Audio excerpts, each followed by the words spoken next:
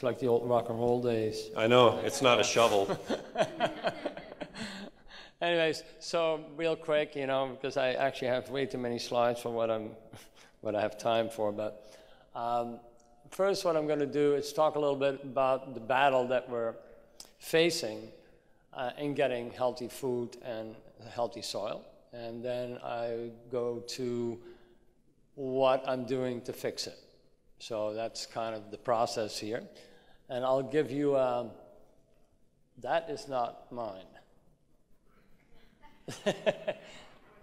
How did that get on here? Ah, there we go. I'm not a great techie, by the way, at all. So I'm always confused, and I have my wife help me in getting this stuff together. But anyways, so why am I doing this? It's to awaken the people to interconnectedness of all life. Like what I found is that everything is interconnected, and the best thing that happened to me here, listening to some of the speakers and what you guys are all about, is pretty awesome. I don't think I've ever talked for an audience that this enlightened on health. And so I commend you for that, by the way. And so I'm going like, wow, I heard so many things. So some of the stuff that I have in my presentation, you guys have already talked about, so I don't necessarily have to do that again.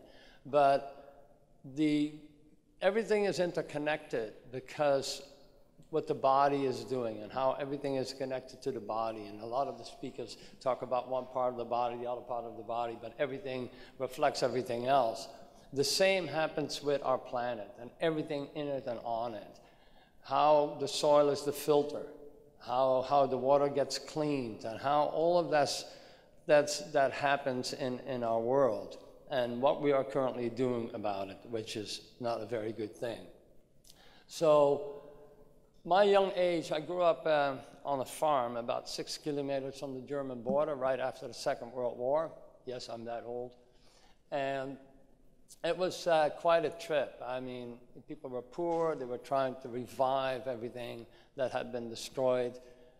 And we lived in a world of farming that didn't have labs and soil tests and all of that stuff.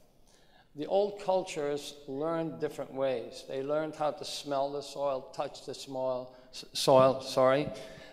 soil, and actually figure out by doing that what it needed. So, which is a whole different process than what was happening today. So what I ended up doing is kind of combining intuition and science. So first I come up with stuff, and then I have science put numbers to it, because I'm an intuitive and I'm definitely not a scientist. So, and I had a lot to learn over the years about how that all works in the microbial world. So neofractal thinking, you know, I usually use that at the end of my talk, but I figured, you know, this is very important. What you have here, the upper one, is a picture taken from the Hubble telescope of our universe, and the bottom one is a photo taken to a $250,000 microscope of microorganisms. And so you have the macrocosmos and the microcosmos. And they all interact, no matter how far we go out or how deep we go in. And that's how I look at my world. And that's how I create my jobs. I actually, like Ben says, I have a landscape construction and design company. But because I came to the States, and I started all of that, I couldn't find any organic fertilizer, so I started my own process, and we'll get into that a little later. So in the next 90 minutes, learn some of the statistics, which a lot of you guys have already talked about, and the soil to the health connection, and receive some intuitive practical tools to help your practice and your patients. And learn some of the basics, how to grow healthy food. I'm sure most of you guys are probably too busy to actually be growing, but it'll be helpful as to the people that you're going to be talking to. So, of course, we all know that nutritional dense food is important. And the last speaker even mentioned it. You know, you need nutrition. Nutrition. Later on, we'll get into how do we get there to the highest forms of nutrition.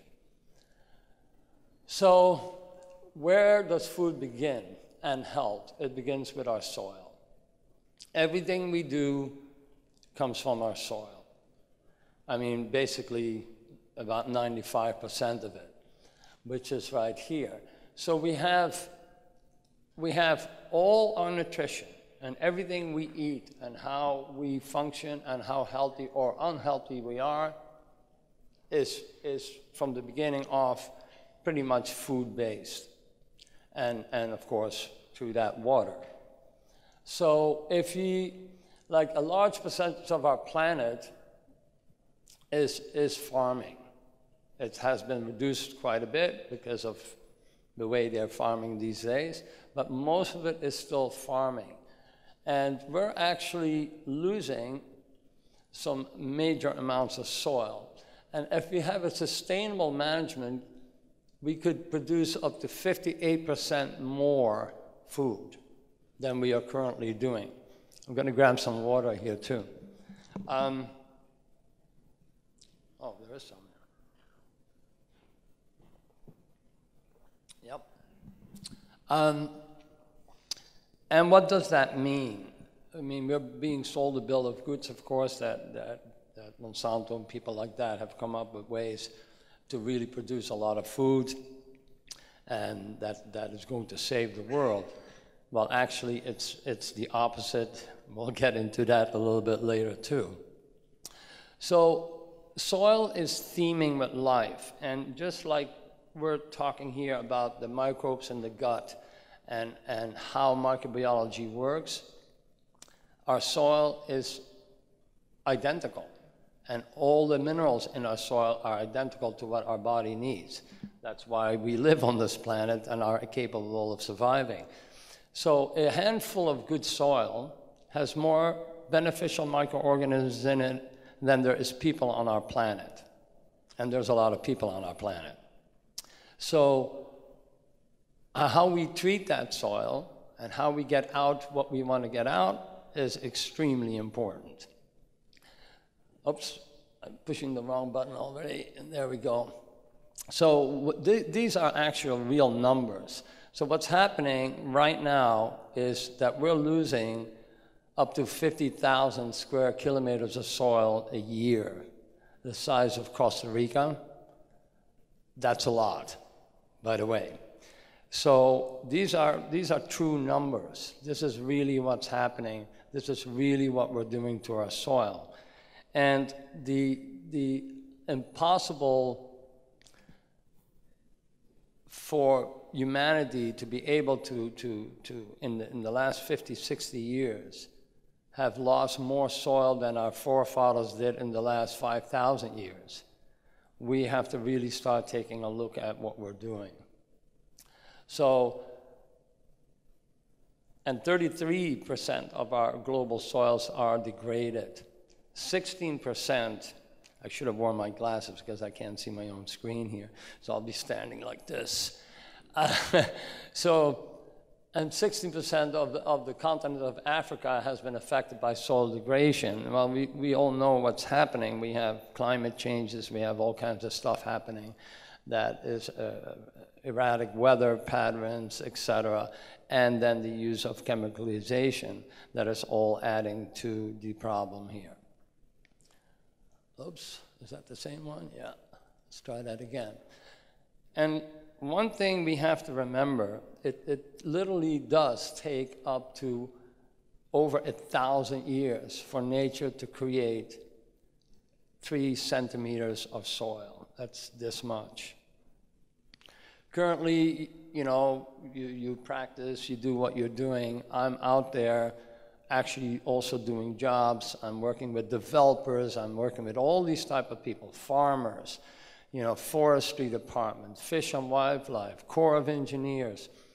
And a piece of equipment that we as mankind have been able to develop can take a foot of soil away in seconds, which has literally taken over 100,000 years or more to get there. So we're raping, plundering, and pillaging our environment by not understanding what we're doing, how we're taking that away, annihilating it, and not being able to bring it back up. So, for instance, we're in America, we have a lot of food still, and a lot of it is being dumped. So for instance, if we literally took some of the leftover foods and made compost out of it, that would already help replenishing our soil. So the whole recycling that we're starting with, and some states are better than others, are extremely important. And all of that, again, over and over and over, will lead to the health of the body. So that's where the connection really comes in. This, if you want to check out some more of this, you guys are all going to get this anyways, so you can check out these particular organizations that have even more information as to what's really going on, and it'll be extremely helpful. So, health to the soil connection, the bad. So where I get into it, it's worse than you think.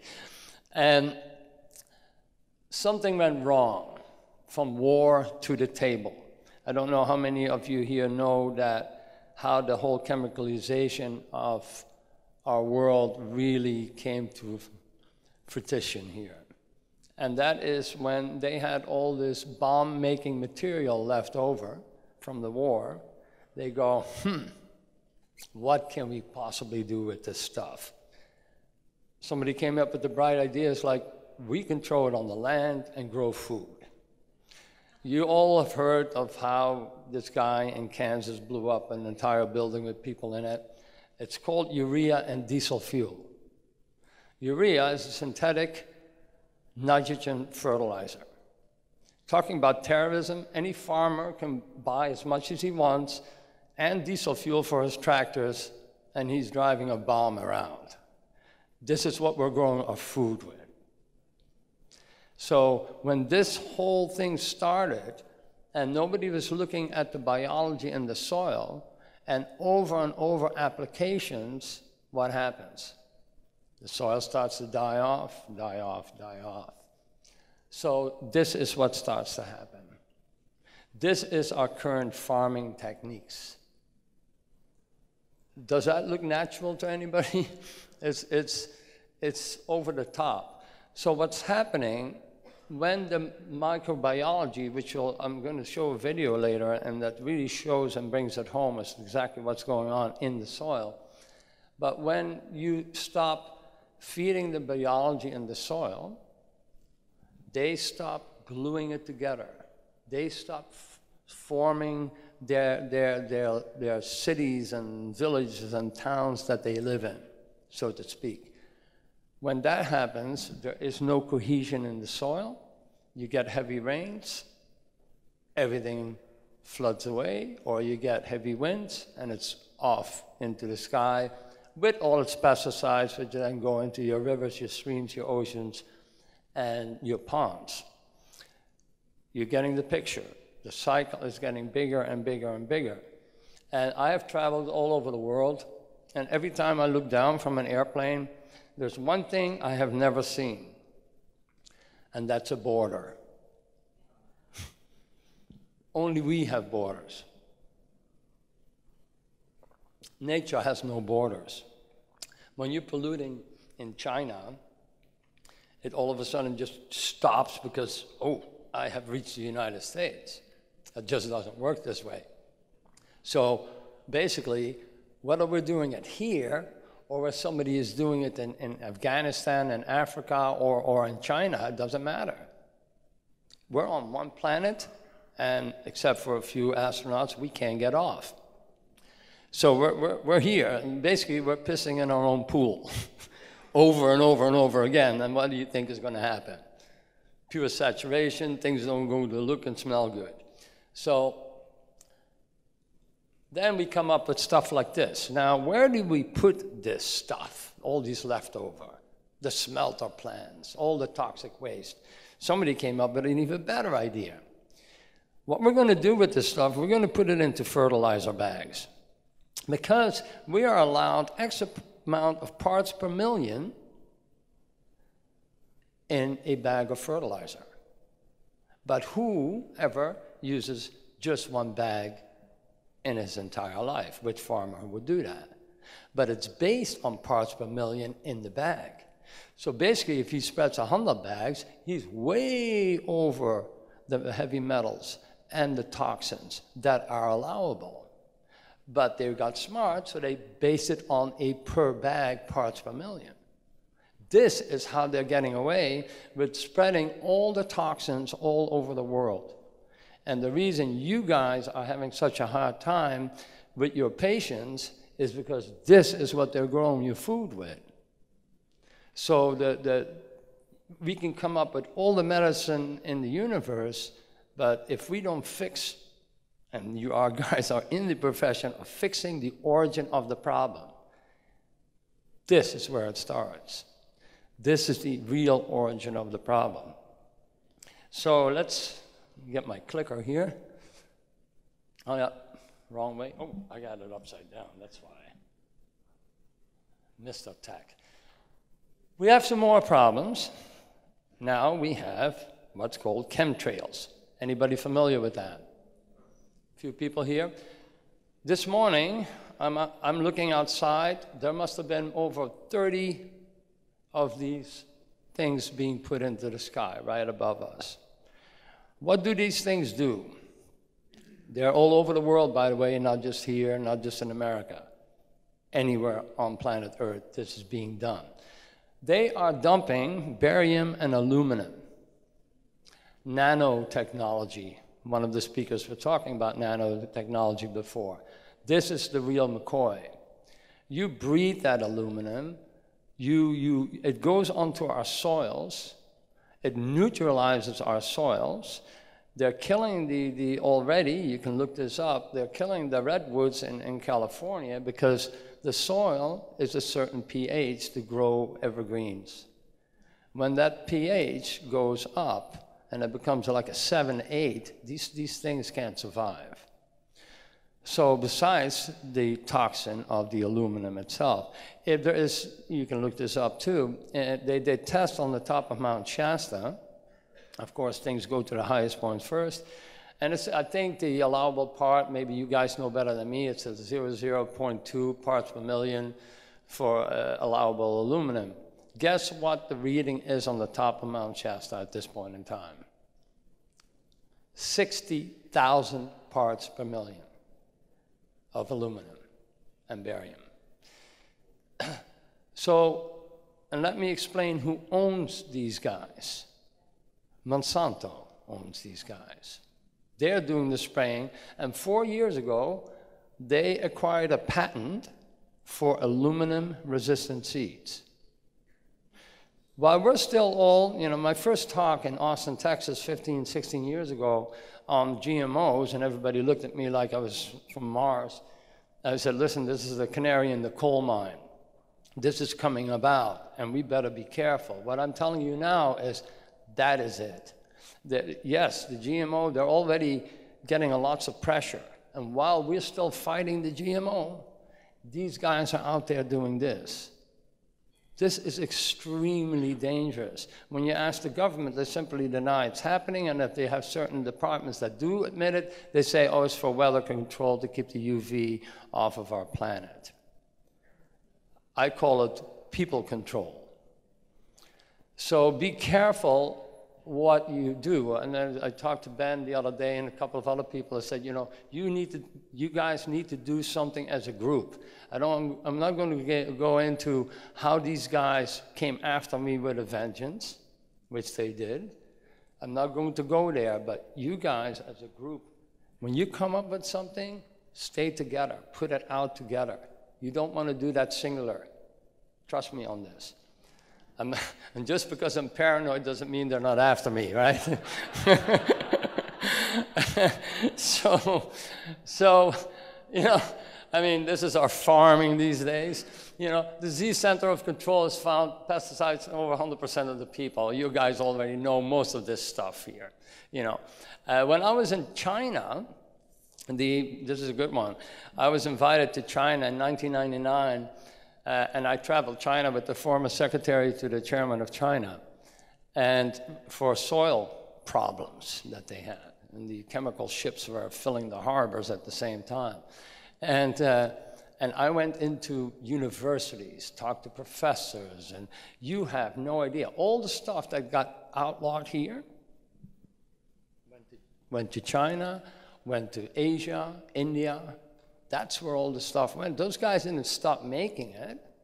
They just shipped it somewhere else. And then they told these people to use 3 times as much as what we were using here. It's incredible. I saw fields of thousands of acres that looked like the salt flats. They were farmlands. Of the increase of all the chemicals, basically they had such an increase in soil buildup, of salt buildup, saline, that they couldn't grow anything anymore, and they wanted a silver bullet from me saying, oh, just throw this pill at it and we'll be okay.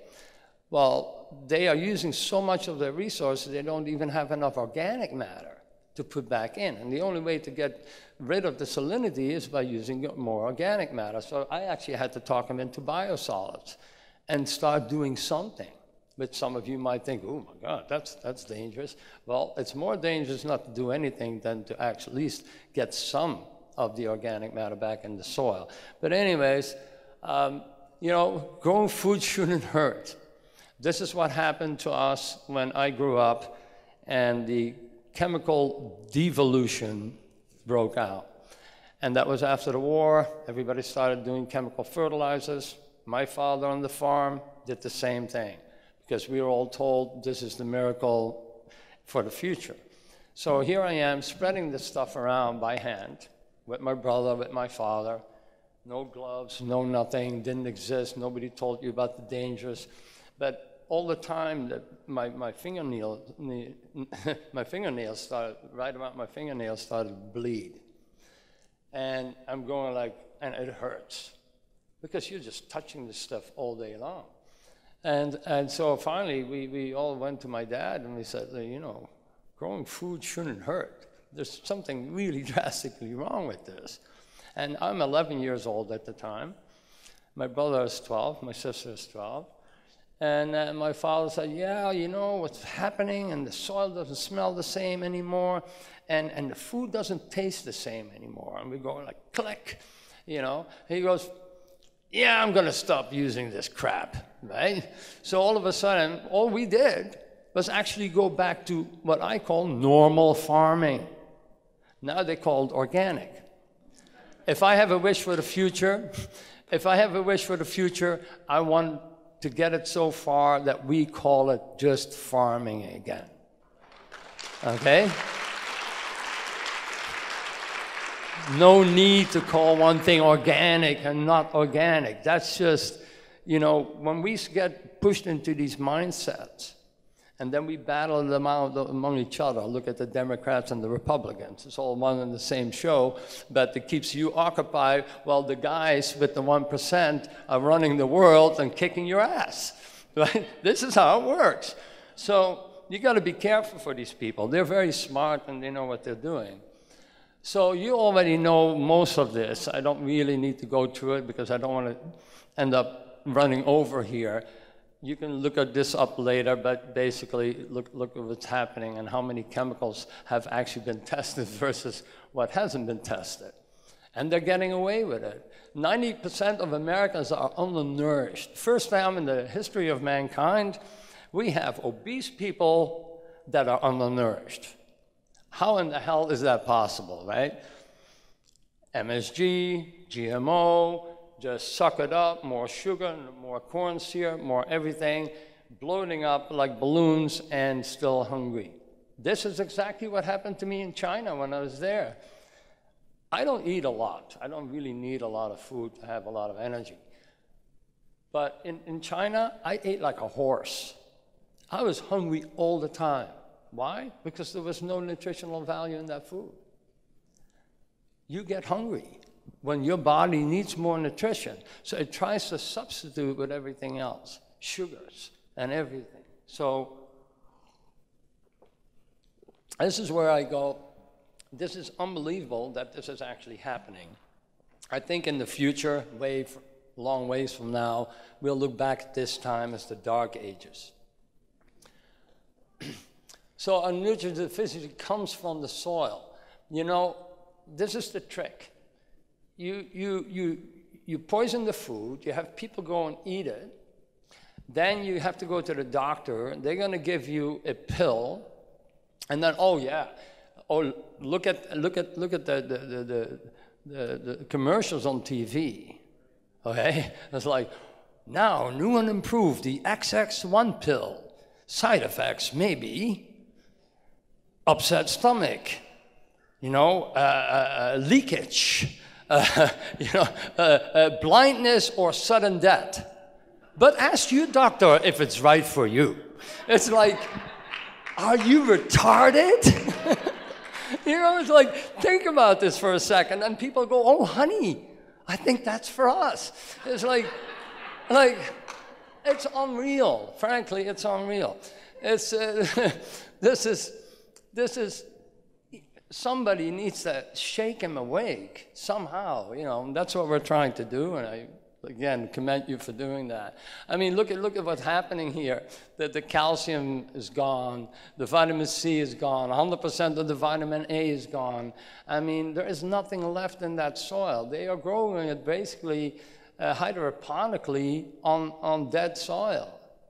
And there's nothing coming up. And all they feed is more chemicals. I just came back from St. Louis working with farmers to get them to put my stuff in their helicopter sprays. And we're getting it. 800 acres is our first one. So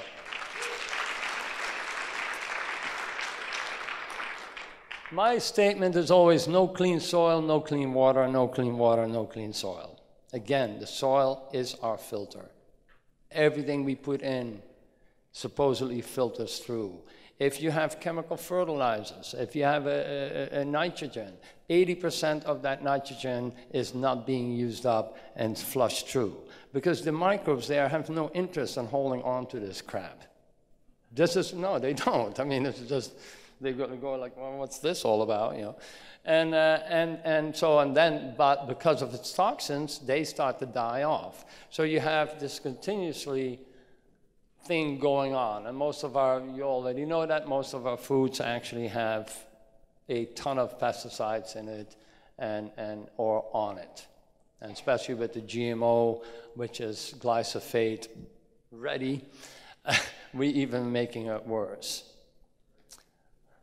So these are some good maps. We're not going to go over it because I can't even read them from here. But I don't know if any of you have seen these. They're actually really good. It really goes all the way through the system of the body and the nutrients that are coming out of the soil in order to do that. There's, of course, one thing missing, which I mentioned here. What about the probiotics and what about the GMOs? So when you look at that map, you have to base that on a healthy, balanced soil, not on what we have today. Yeah? Does anybody know this book? 1, 2? Guys, you got to read this. Seriously. This is really, really good reading material. You will find out more. This guy did an enormous amount of research on figuring out what was really going on with the whole GMO and genetic manipulation. Very, very important for everybody to get that. Because it will connect onto the problems that you see in your patients. Yeah? So what are we going to do now is the miracle of microcosm, the connection to health and what's really happening. So this is that video.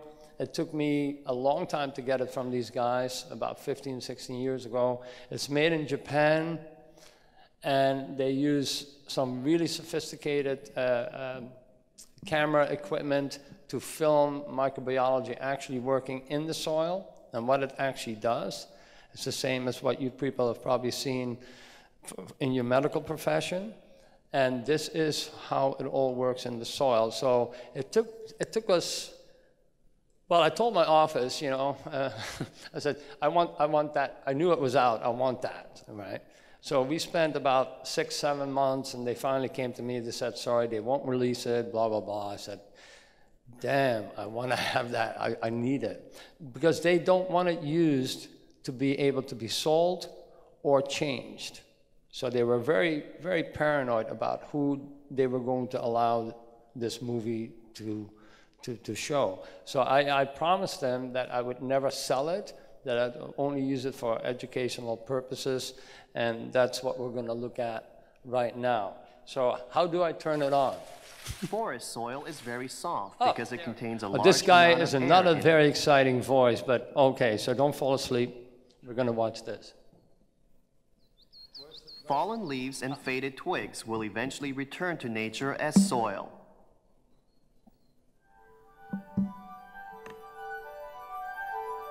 Micro and microscopic animals are the primary dwellers on the fallen leaves, subsequently followed by microorganisms such as bacteria, fungi, and actinomycetes that are invisible to the naked eyes. The screen shows how fungi invade the leaf tissues.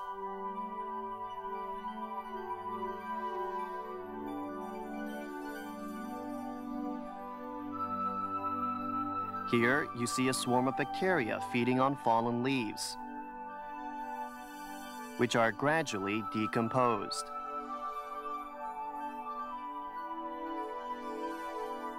Soil under the fallen leaves.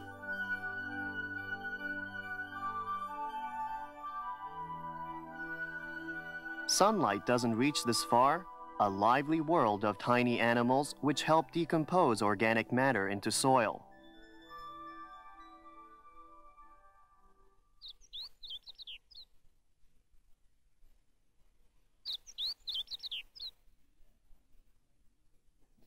The young farmer applied numerous kinds of organic matter to the field to build a soil as natural as it can be.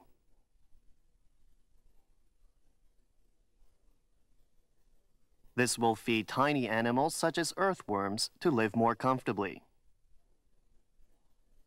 It has always been said in Japan that earthworms till and soften the soil.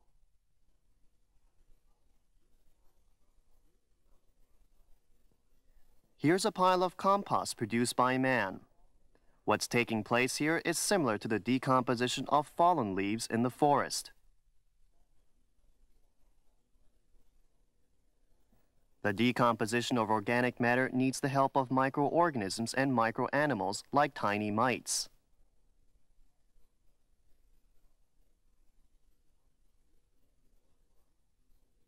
These microorganisms, seen under an electron microscope, are in the process of decomposing organic matter.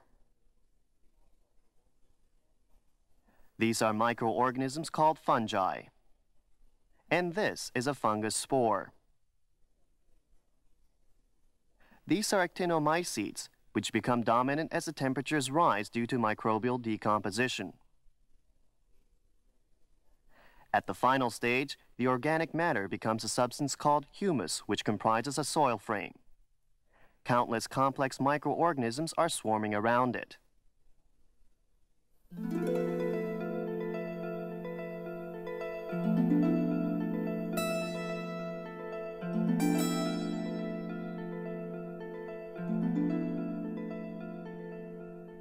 This is aggregated soil containing plenty of organic matter. This structure is created by the combination of humus and soil particles, silt, sand, and clay. Polysaccharides, that are long gummy chains of sugars produced by microbial metabolism, glue them and form strong aggregation. The porous structure of the soil helps store the nutrients of the crops and hold air and water, providing the microorganisms with a comfortable place to live in. The soil containing plenty of organisms is actively attracting a variety of microorganisms that feed on them.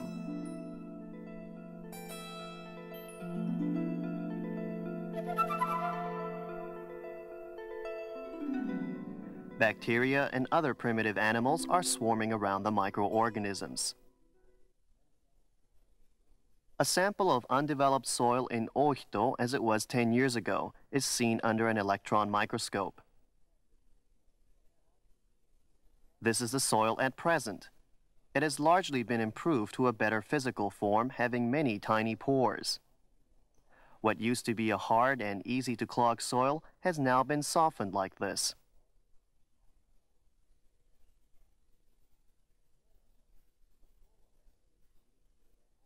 A soil analysis made it clear that chemically, it was also a well-balanced soil suitable to the growth of crops.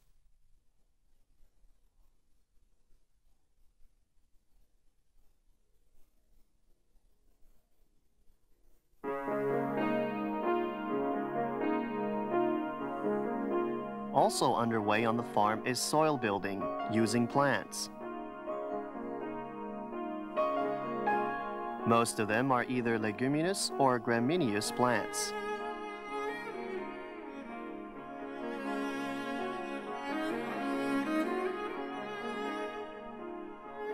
These are clovers sown between the wheat.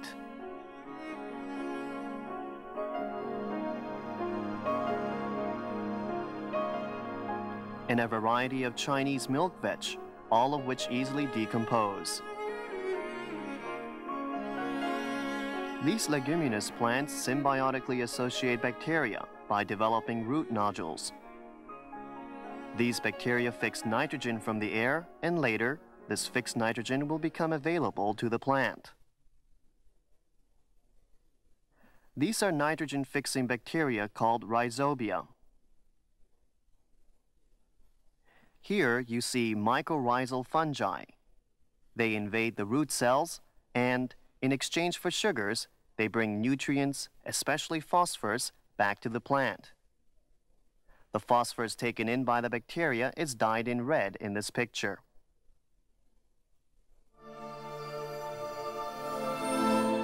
Chinese milk veg is plowed under the soil to help the chemical, as well as physical and biological properties of fields.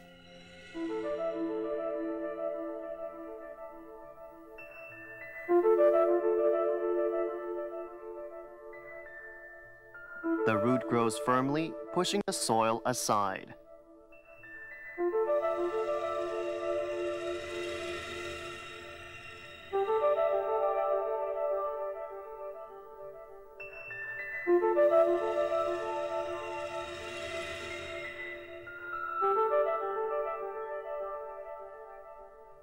Countless hairs begin to grow at the sides of the root.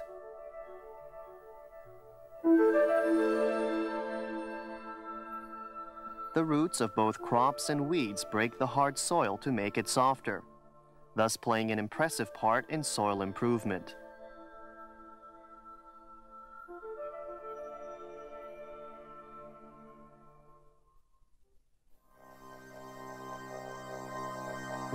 Now let's observe a root growth under a microscope.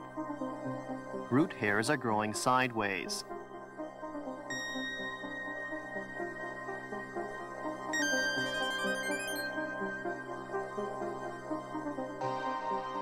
A plant absorbs water and nutrients using its root hairs.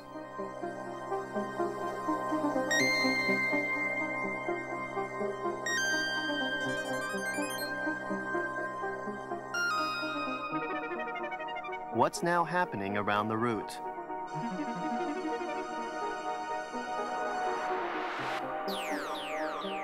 This is the growing point at the root tip. The elongation of roots takes place right here.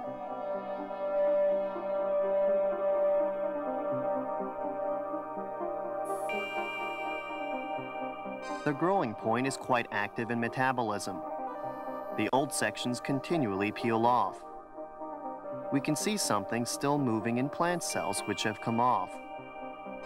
Then, microorganisms prey on them.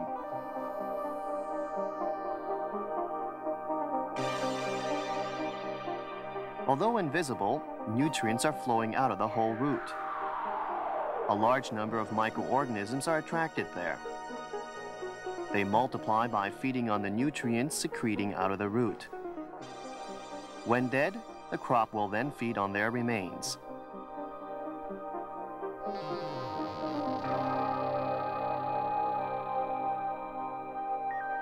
Seen around the root are bacteria. Numerous protozoa are also observed. Microorganisms survive by cooperating with the root, creating a world very similar to intestinal bacteria in human beings.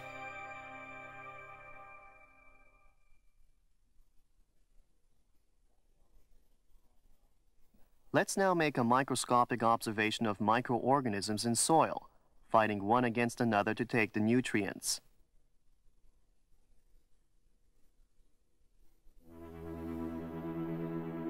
We placed two kinds of fungus spore. They extend themselves by extending hyphae from the spores. Who wins?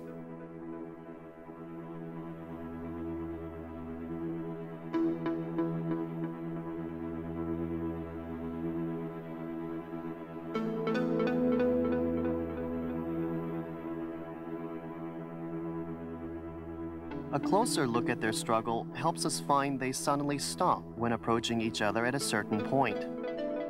It appears as if some kind of information prevents their further growth. In this way, they seem to keep their own territories.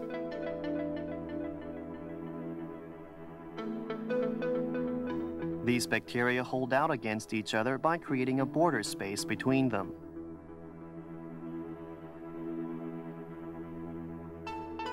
The thick one is a kind of pathogenic fungi, and the thin one also a kind of fungi known as trichoderma. The thin one winds itself around the thick one. The thicker fungus begins to melt. This indeed presents one type of microbial competition.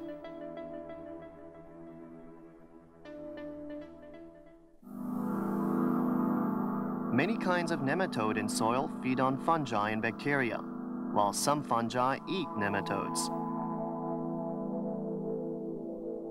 This fungi prepared a trap with its own body. A nematode's got caught in it. Now the fungus eats it up.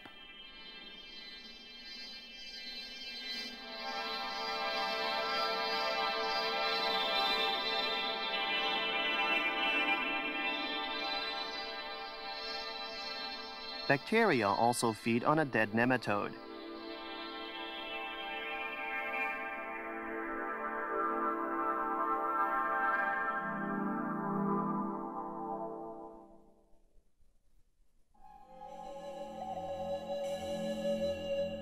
Bacteria increase in number with a tremendous rate.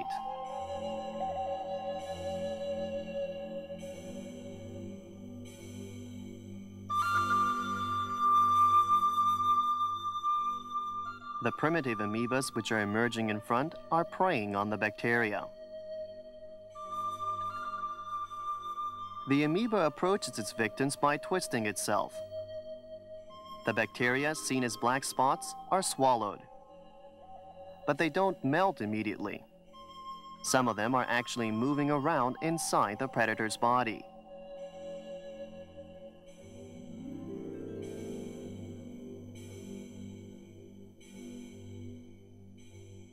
Is the amoeba aiming at the orange-colored organic matter? No. It passes it and attacks a group of microorganisms.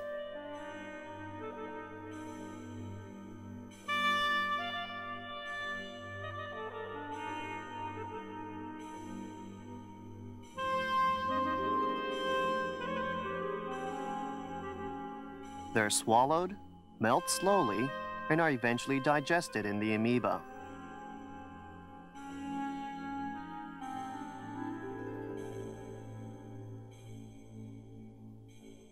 But there's a time when a strong amoeba gets weakened, and soon more bacteria surround it. There are struggles for survival in an unseen underground world, where a certain ecosystem prevents the outbreak of specific organisms.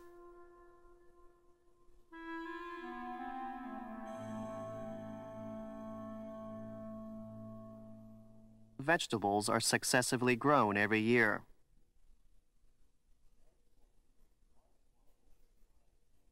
Large quantities of synthetic chemical fertilizers and agrochemicals are used in this field. That can cause a large outbreak of soil-borne pathogenic bacteria. Let's study the difference between the soil of such a field and that of a healthy one.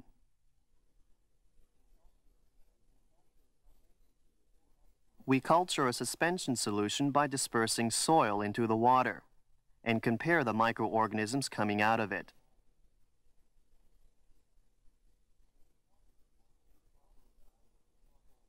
In the healthy soil with the proper amount of organic matter, colonies of various microorganisms can be observed.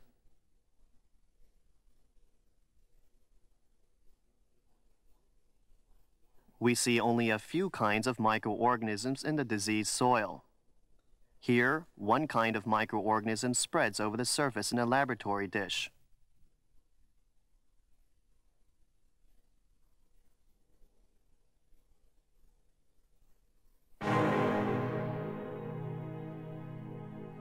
Growing longer here are the hyphae of Fusarium, a representative soil-borne pathogenic fungi.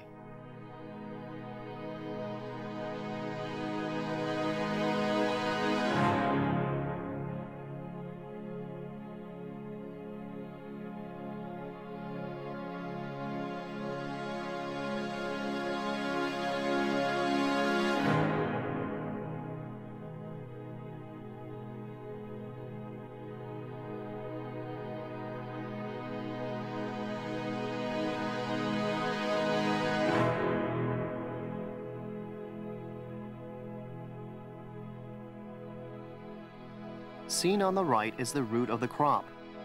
The Fusarium gets closer to the root hair and invades the root.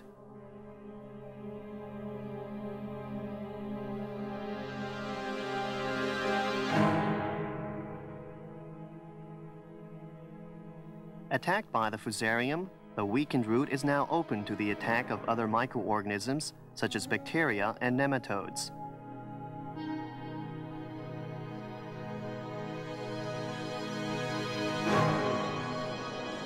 This puts an end to the crop's life.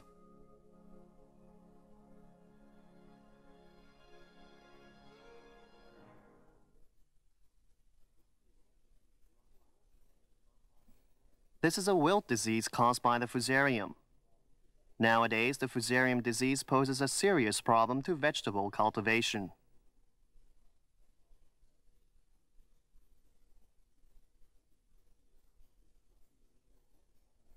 This is the field where the root knot disease has damaged Chinese cabbages.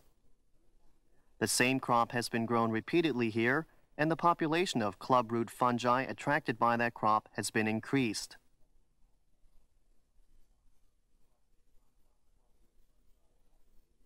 Clubroot fungi hibernate in spores in winter.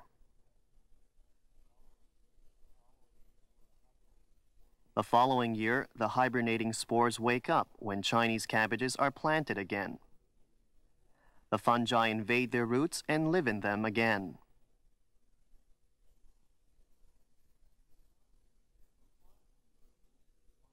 When farm chemicals used to be unavailable, farmers thought of many ways to control the disease. In some districts of Japan, for example, farmers practiced mixed cultivation, planting spring onions and leeks together when growing melons. How can this method help disease control?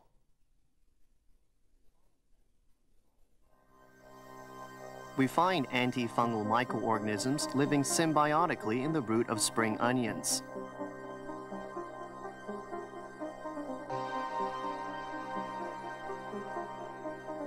These are pathogenic fungi and antifungal microorganisms at the root of the onion. The Fusarium is attempting to extend its hyphae. Surrounding the fungi are bacteria, which are the antifungal microorganisms.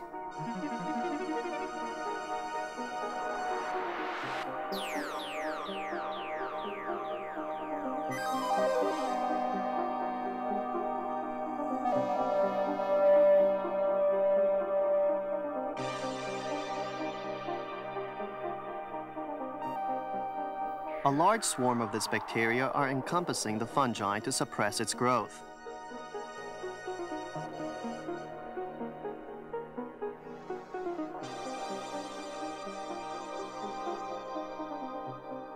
These bacteria are also capable of melting the fungi.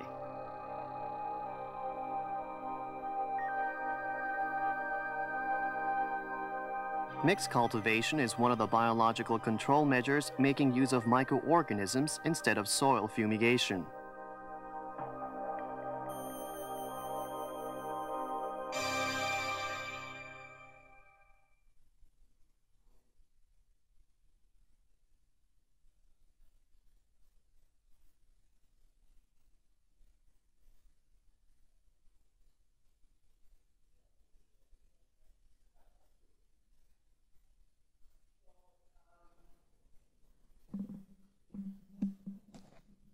see here. Or did it get stuck? Oh, yeah, no.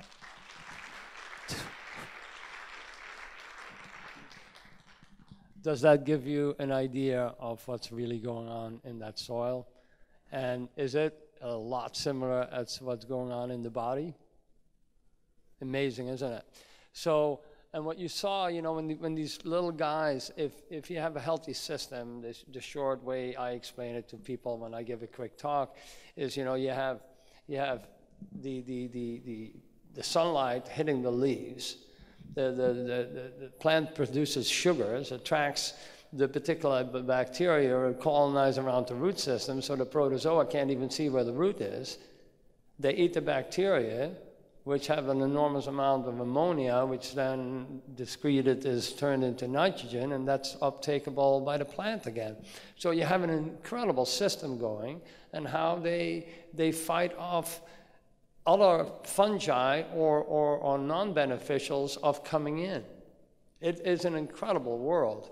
And done right, this is how we prevent having to use chemicals. This is how it used to be done. We did this for thousands of years, and all of a sudden we're sold a bill of goods on chemicals. So now that's why I want to go into the good. So we're all not like walking out of here totally depressed thinking there's a lost cause. So technologies are being combined with old world wisdom. So new technologies. So basically that's where I come in, because I'm still from the old world, but yet I came into the new world. I literally grew up in a school where we dipped our pen into ink, the little slot, and wrote. There was ballpoint pens did not exist where I grew up. And I came all the way from that age to where we are now with computer systems and iPhones and, you know, all of that good stuff. So it's a long jump. So that's why I'm not as good a techie as some of you guys might be. So as we know now, it takes centuries to make a layer of soil. So I figured, okay, I have to speed up that process. Because of my type of work that I was doing, I ran into an enormous amount of landslides due to, you know, weather, erratic weather, et cetera, or developments that all of a sudden you have a lot more flow coming off the soil because the topsoil got stripped.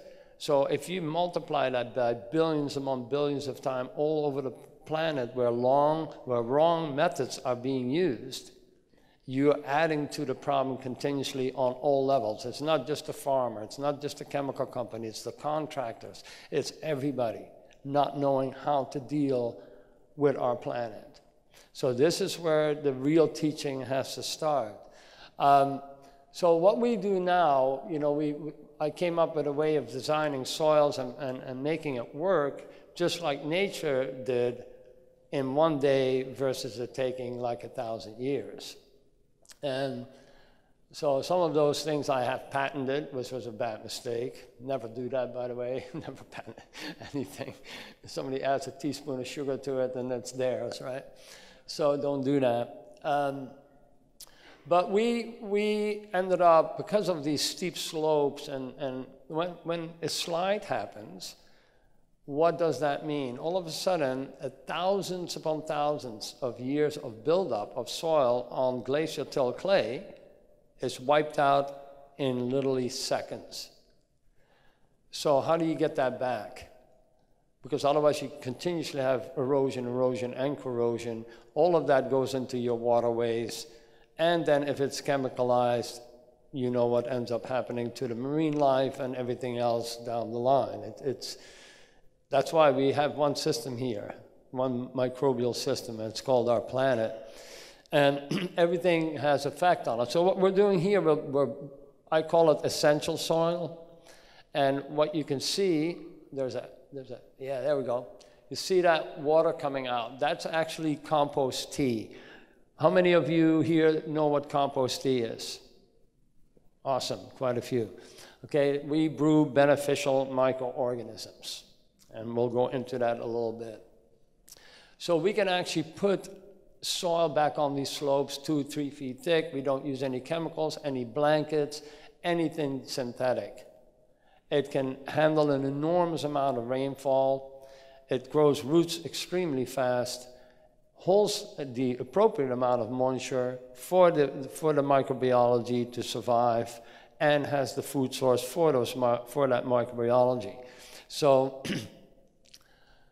like these are some of these slides, you know, wrong stuff happening on top here. Soil goes down. Then what? We cover it up temporarily because it's raining and we don't want the rest of it to blow down into the house down below. This is later on. They build a tram to get down to their house. This is that slope right there. Oops, what happened? My fingers are too big. There we go. So, there we go. These things are made for kids. You know, you get big hands when you work in the dirt all the time. So anyways, so the miracle of soil microcosm can teach us why. So this is what happened, a real quick story. I'm doing this work. I've already done a lot of organic stuff, and somebody comes to me and says, hey, Hendrikus, you know, there's this woman in Oregon that does lab testing on soils and all that stuff. You should send her some over. So I did. I sent her some soil. I forgot all about it. I'm on my job site. The phone rings. I answer the phone. It says, hi, this is Dr. Elaine Ingham, and you sent me some soil samples. I said, oh, yeah, I forgot all about that. And I said, well, and she goes, well, I want to know, what did you do to your soil? And I'm going like, oops. I said, did I do something wrong? You know. She goes, no, that's the highest microbial count I have ever had in any of my lab tests. So how do you do that? I said, oh, you know, I take a little of this, a little of that. I feel it, I touch it, I smell it, I go good, you know. So she gets really pissed off. Serious. She thought I was pulling her leg. She says, what do you think I am? I'm like, hey, calm down, you know, I'm sorry, I didn't want to upset you here, but this is really what I do. She goes, I can't believe that. I said, well, you're more than welcome to come to my job. She's in Oregon, I'm in Washington at the time. So she comes over with another gentleman by the name of Michael Alms, and we start talking, and she goes, well, how is that possible? I said, well, Elaine, the way it works is like this. Science came out of intuition. Intuition did not come out of science. I said, so I'm an intuitive. I listen to the earth. The plants tell me what they want. The rocks tell me what they want. The trees tell me what they want. This is what I do. You could call me a modern shaman or something. This is how the cultures used to function. I learned how to listen. All the stuff I've come up with is by learning what it's telling me. And it tells a story. Everything tells a story. And I think our society should go back to that relatively quick and have a balance between intuition and science, not just a one-sided story here. This is our tea brewers. So I'll keep the story short, but what we do now is we have the best compost, we have the best ingredients. I did an enormous amount of tests with Dr. Elaine Ingham. We became best friends. We gave talks all over the United States and beyond together. And when people had the deer in the headlight look from, what in the world is she talking about? I would put my hand up and said, who besides me doesn't understand the words she's saying?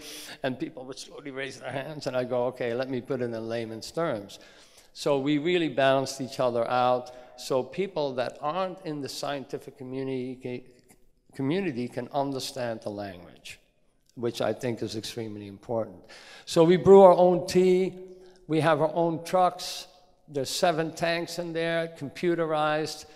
I can interject anything I want, any food source that I might think the tree will need, the additional microbiology the tree will need, exactly the enzymes, and so forth.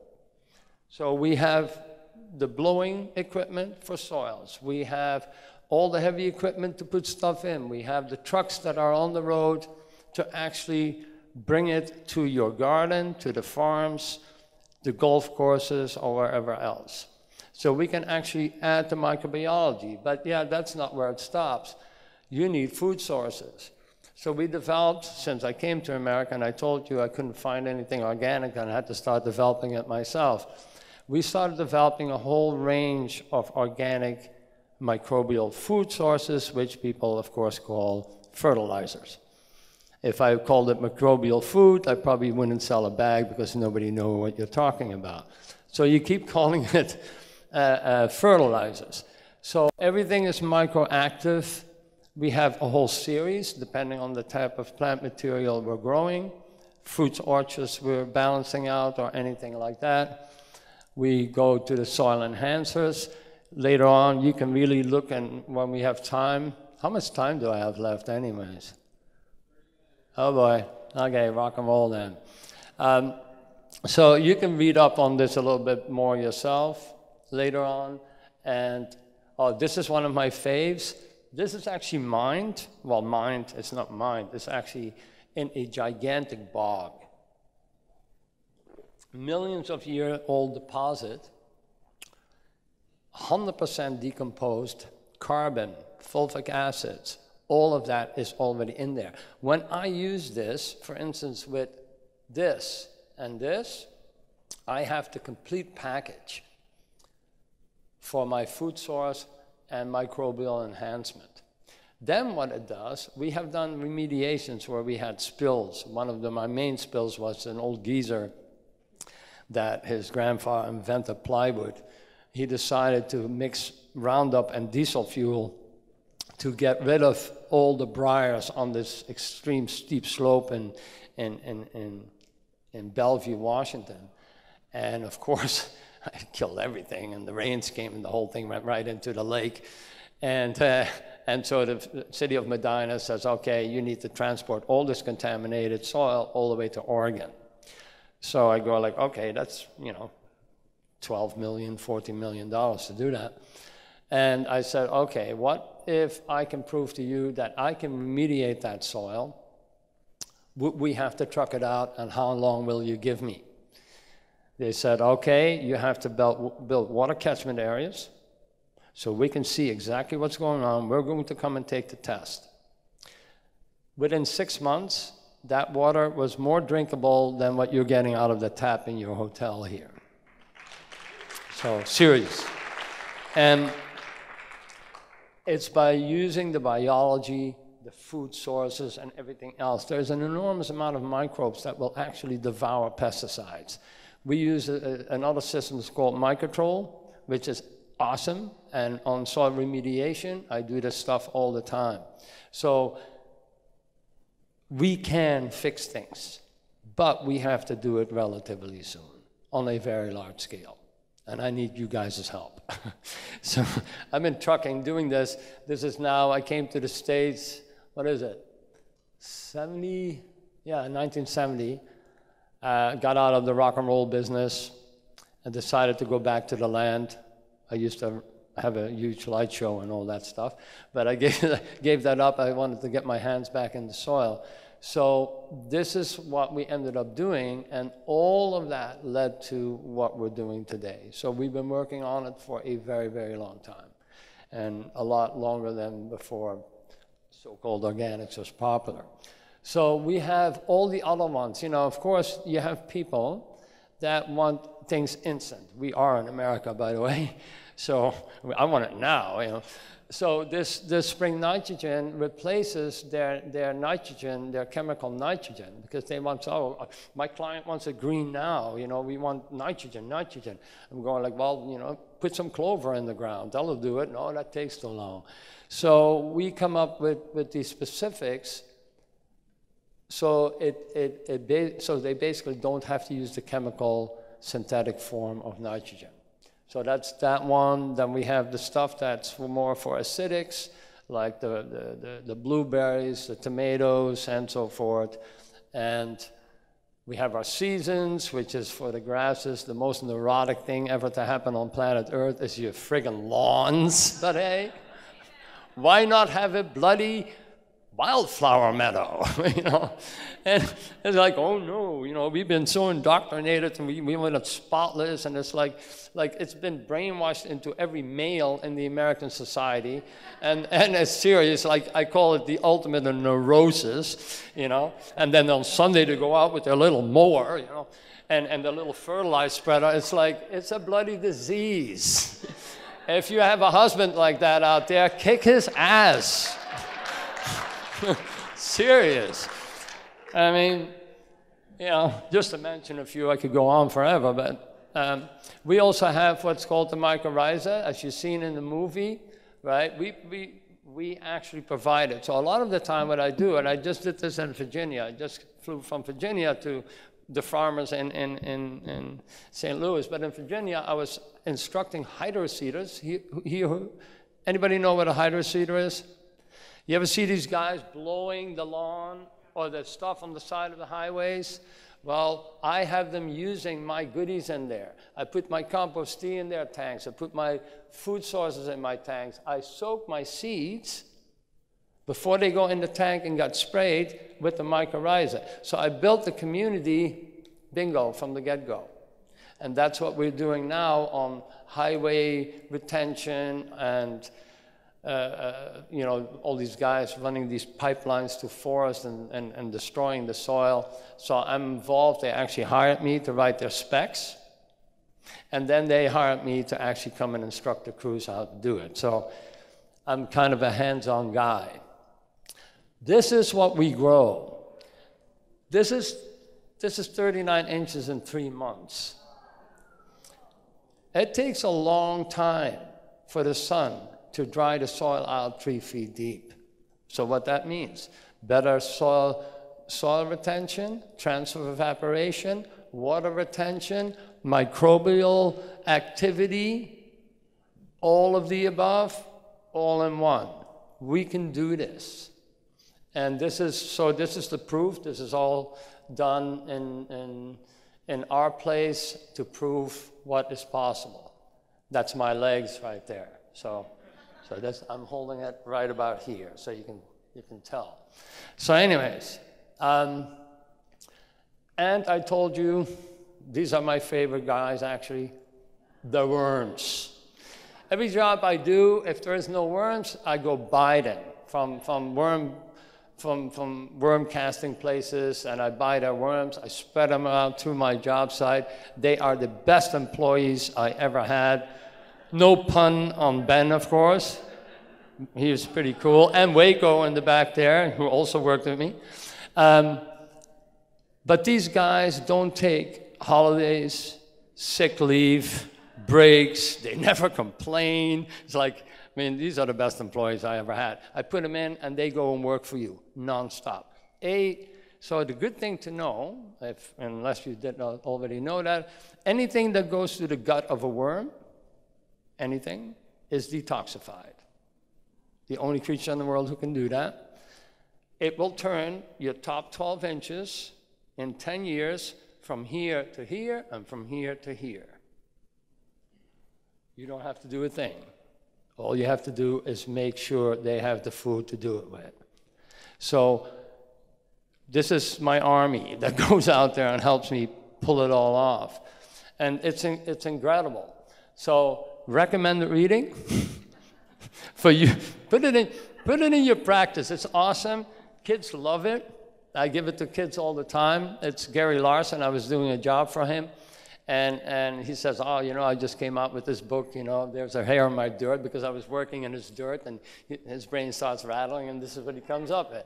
So he did this book on worms, and I think it's really good to have in your practice. You have your patients come in with kids and all that stuff, put it there, and they go like, wow, you know, it's like immediately interested. And you know children, I've given talks at a lot of schools, I've worked with kids, and when I start working with them and they see what is all possible, they are psyched. They are the generation that is going to have to fix what we messed up. All we're here to do, we have to become their teachers so they can actually carry out, because it's going to take a little longer than a few days to fix what we broke, so to speak. Ben says to me, you gotta put some of your jobs in there that you do. So here they are. I just plugged in a few. This is a job we did in Kauai. I spent quite a bit of time in Kauai doing projects. We do everything you see here. This was flat. I do all the stone work and all the soil work and all the carpentry, and I built the swimming pools. My eyes were so friggin' red this morning because I went swimming in that pool yesterday. I'm burning. I'm going like, man. So what we do is we use what's called ionization and UV. So there's a system of lighting. The UV will sterilize the bacteria so they can't reproduce. The copper-silver diodes with 12 volts of electricity going between them and the water flowing through it will take part of silver and copper, put it in the water, which is small parts per million, no harm to us, and clean the sides of the pool so algae don't start growing. So all of a sudden you have a hot tub. We put it in hot tubs or spas. We put it in swimming pools. No chlorine needed, no bromine needed, none of this stuff. We've been doing this for 20 years, But the chemical companies don't like it because you're not buying anything and dumping it daily in a pool and cooking it into your system at 110 degrees in your spa, which a lot of people are allergic and going into these type of hot tubs because they get sick. So here's some more. I do fish ponds. We do stuff for really, really, really high-end people. CEOs of Morgan Stanley, rock and roll stars, movie stars. As a matter of fact, I don't think I have Ben's place in here. Well, I'm not talking about this Ben, I'm talking Ben Stiller. But this is actually in Washington. So there we created gigantic lakes. We cut down all the forest, lots of runoff from farms up on top. We created a gigantic wetland. This is altogether 55 acres. Created the lakes with islands, with the growth, the wetlands purifying the water. We stocked the lakes with fish. The eagles started coming. Within 6 months, we had an entire ecosystem going on. All the animals start coming. Everything starts to happen. Thank you. If we would spend some of the money that we're using to belong all these countries to kingdom come on fixing what we have broke, you have any idea what we could do? And of course, don't listen to the news because that doesn't work. Do your own research. This is a canyon we did in California. I play with really big toys and really big rocks. If you want to see more of it, go to Hendrikus Organics, the media page, and you'll see some of the stuff that we're doing on videos. All these rocks, all of this stuff that we place with heavy equipment. In this case, over the house, from the street up above, all the way down into the canyon. But what we're putting in there is our soil. Again, that's the filter, so when stuff starts to drain down and ends up in this natural creek down below, it's purified and it's not carrying a whole bunch of chemicals down along with it to hit the San Francisco Bay. Okay, but how will I grow nutritious food? We're getting back to okay, let's figure this out. So we've done a lot of stuff. Let's look at a few simple tests. Okay, the world of wine comes to Brix tester. Who here knows what a Brix tester is? Not that many. Hold on a second. Brix test is to find the sugar content originally in the wine industry. And the sugar content is directly related to nutritional uptake. Higher the sugar content, higher the nutritional uptake of the plant. So I'll show you a picture. Now I'm holding 3 things, like multitasking. Okay. So testing for high nutrition, that is what I'm going to show you. Overall health, color, shelf life, Brix meter testing. What does the plant look like? And eventually squeeze the juice out of this plant and put it into this Brix tester. The way it works is, I can probably not see this, but there's a screen here that you clean off with distilled water, and you squeeze whether it's a bean, whether it's whatever you can squeeze enough juice out to get like 2 or 3 drops. With the dropper, you put that on here, you close this, you have calibrated it to sit correctly, which is all in the instructions, and you can look through this Brix meter and know what your nutritional value is. I do suggest that, because people are going to mess it up once in a while, don't just do it once, you pull it out of the fridge or something, because when it's cold versus warm and all that, it gives you a slightly different reading. If you have to, do it 3 times. So you have the law of average. It won't vary that much, but you have the law of average. This will tell you what the nutritional value of your food actually is. And since all I've heard here for the last 2 days is we're talking about nutrition and nutrition, but how do we know it's nutritional? Just because it's going organic doesn't mean it's high nutrition. It simply means no chemicals are used. It has nothing to do with high or low nutrition. Your best tester is right here. It's your tongue, your taste buds. That's your best tester. But if you've never had the right stuff, how do you know when it's right or not? If you've only been eating garbage, and you say, we'll get to that in a second, about eating better. So the Brix meter testing, I don't have where to order it, but Ben, you just recently got one, right? Okay, cool, awesome. So go bug him. But anyways, so this is the Brix meter testing, and the plant sugars carry and store the plant's nutrients, using those sugars as needed to signal microbial ward off diseases, etc. So you saw in the movie how that microbial works around the root system. 15 minutes, thank you, I got a rock. So read through this stuff. This is the list you're getting with it. So if you're looking at what's poor, average, good, and excellent, this meter will tell you. So you know what you have. No refrigeration. And we never used to, when I grew up, we didn't have a refrigerator, ever. So how did we keep our food all winter long? Went in a hole in the ground with straw over it and some soil, and you kept on taking it, and it still stayed firm. How did it do that? High nutritional values. Otherwise, you can take a really high nutritional value peach and put it right next to another one, you'll see the one rotting a hell of a lot faster than the other one. Same day picked. Test it out.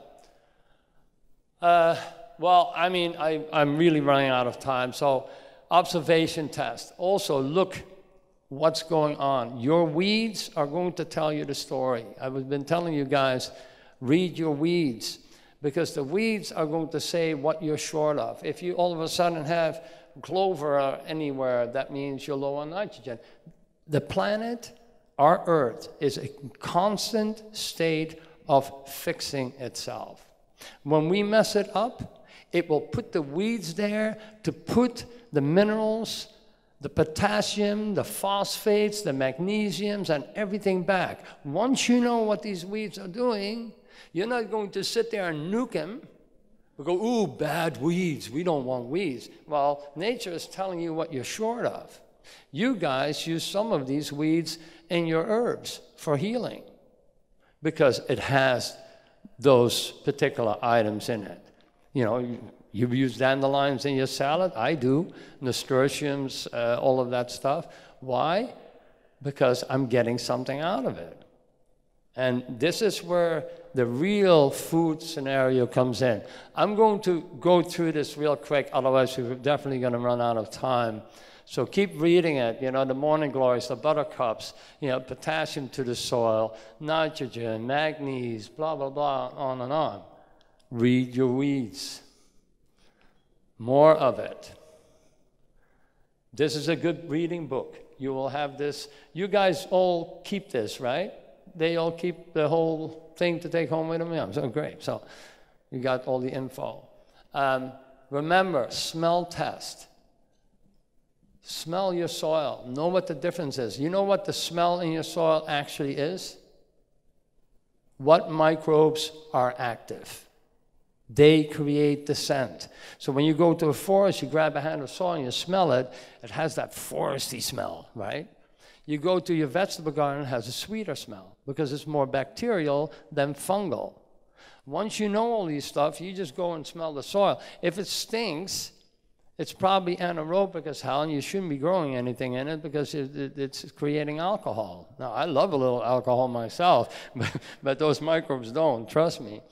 You know. So you have all these, and then the wet bowl test. I'm going to play this real quick and see if we have the time. Next time you go shopping for soil, don't be afraid to get your hands messy. Or take a sniff test. Ooh, it smells just like nature. Or try to make some mud. According to Hendrikus Schraven, these are all great ways to get the dirt on your soil.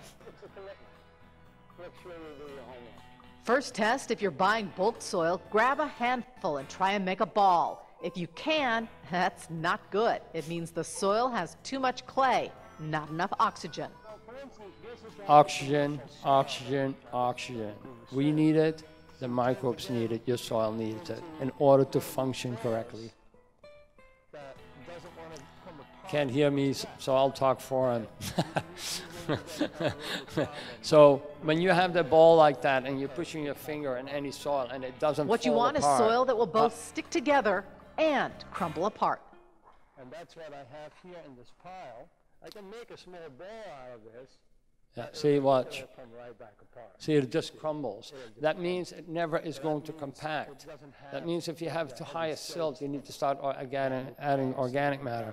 Organic matter, let's not get Our something... second test, bring on the rain. Buy a small amount of soil and see how it does under a downpour. Here's how the essential soil did under an artificial Pacific Northwest rainstorm. If I put a lot of water on there, and that's a pretty steep pile, and you can spray on it and spray on it, and it perks, right? So it's not going to become all of a sudden a landslide. And that simply is a good indication that your soil has an enormous amount of oxygen. Here's what the soil that formed the ball did under the rain test. Since the water couldn't drain through, it slid right off. That's what happens when it's not right.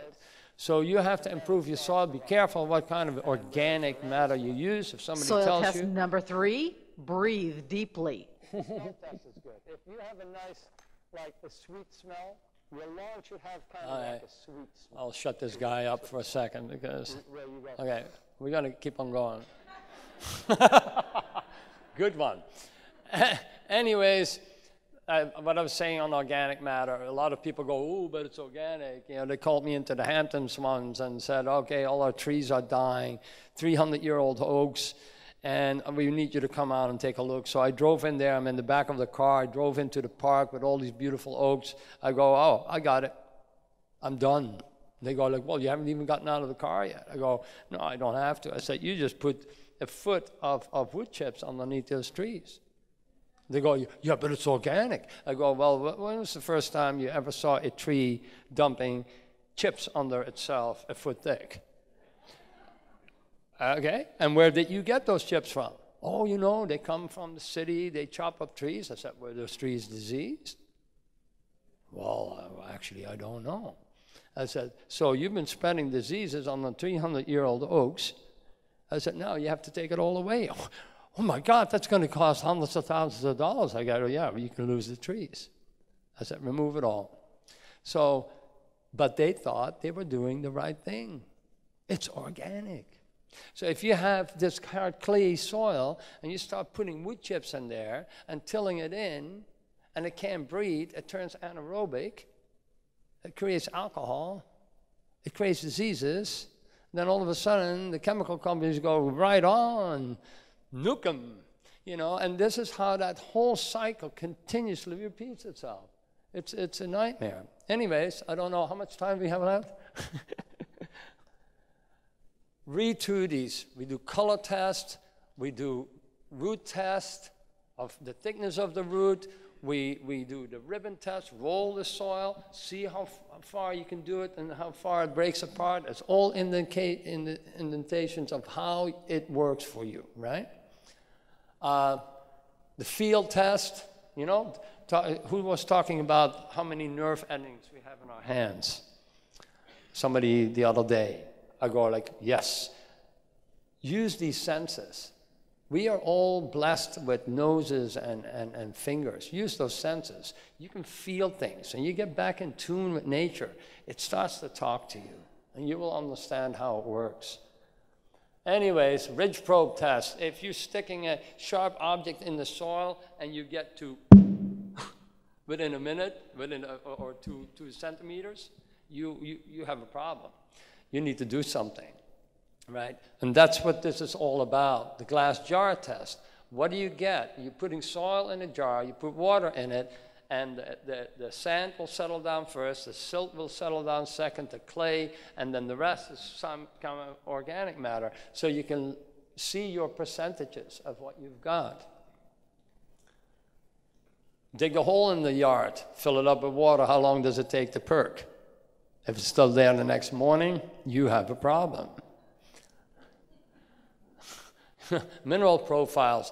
Check these guys out. You know, Dr. Elaine Ingham has the Soil Food Web, great testing labs. You can actually test for those micronutrients and everything else. Yeah? So we're speeding through this. Additional learning. Dr. William Albrecht, most people probably know about, great guy, came up with amazing stuff, way ahead of his time. Additional learning, list of world healthiest nutrient-dense whole foods, blah, blah, blah, so on. Read up on it. I'm spinning through this. This is, remember the reading, and the other one is the soil biology primer. I suggest highly you put it in your offices or where clients can read it. And even if you have a TV screen, start playing Life in the Soil. You know, let them get educated. Okay, helpful links. You can figure those out yourself. I'm keep on going. Documentaries worth watching. We're one of those. You go to our website. There's an enormous amount of documentaries. I've been on TV for 4 years on a gardening show as a guest, and I show hands-on applications of how to do it and why I do what I do. So it would be really helpful. You'll see our trucks. You'll see our whole operation as to how we do stuff. Well, summary, all good, and read that. Okay, and again, we can't just tell people what to eat. Eat what? What's their reference base? So basically, you have to connect the taste to the brain again. From, this is it, and then you get the aha moment. This is what you want in your clients, is the aha moment. So they actually go, oh, got it. Very important. I'm going to flip through these real quick. That's Farmer Al. Make your patients love you and be with you. Discover together the healing properties of forgotten taste. Anybody ready for doing all this stuff? Cool, awesome. Hey, guys, I'm going to quit. I see the troops are lining up on the side. Is that to drag me off stage? So thank you very much. Thanks for being here. And thank you for what you guys are all doing. All right. Thank you.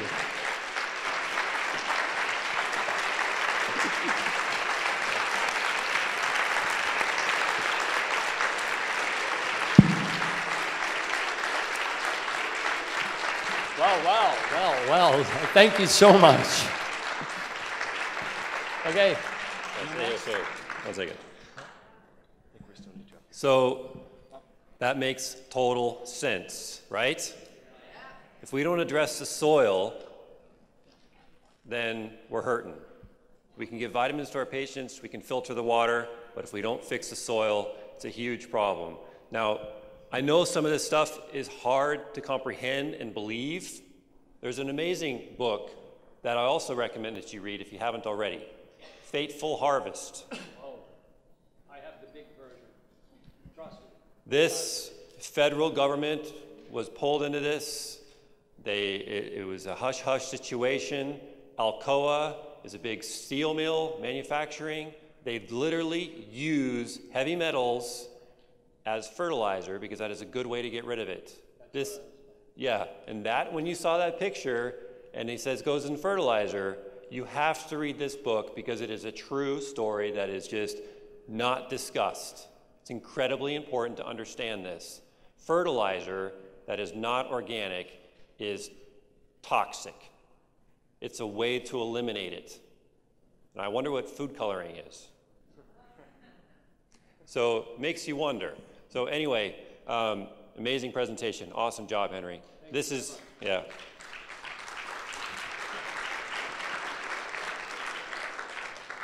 So I grew up on a horse ranch, worked with my hands my whole life, came to Seattle, went to University of Washington. I chose an outdoor sport, chose rowing, read Boys in the Boat. Then I worked with Hendrikus, landscaping, loved it. I started losing my passion towards it, and then I went to natural medicine. So full circle, right? Farm to landscape, back to medicine. So there you go. Yeah. Awesome. And Mike Mutzel here is using Hendrikus' soil, and I recently moved, and Hendrikus is going to come over to my home and hopefully improve our soil because it needs it. It's dead. It's been nuked for decades. So Mike is going to quickly share. Yeah, I think, I don't know, please. Hello? All right, we're good. Yeah, so real quick, I was telling Ben, we went on a hike a couple weeks ago, and we were talking about this presentation and SHEICON and so forth. And I was telling Ben that the soil that I bought from Hendrikus in August, where it was dumped on my grass, the grass blades were, no kidding, 2 times the size of the other grass blades, and it was unbelievable, and the grass was so much taller. And I made 4 by 8 beds and put the soil in there. And I barely have to water the stuff, and the vegetables just keep sprouting up. It's been really amazing. So this stuff is really true. And then I was growing raspberries, just started raspberries like, in January. And the soil was really clayey, like really dry. So I sprinkled some on top, and all of a sudden the raspberries are doing much better now because they were really kind of hurting and they were dying. And so this stuff really works. It's been amazing for my family, my child. It just feels really great to give back. And also we have, as you were talking about, your best employees, the worms. Those are really cool to grow, and you put your coffee grounds in there, and so it really feels good. And I'm a total rookie at this, admittedly, but we're just putting all this stuff in our compost and mixing the worm poop into our garden beds and learning as we go, and it's been a really awesome experience. So I would highly encourage you to do this. Thank you, man.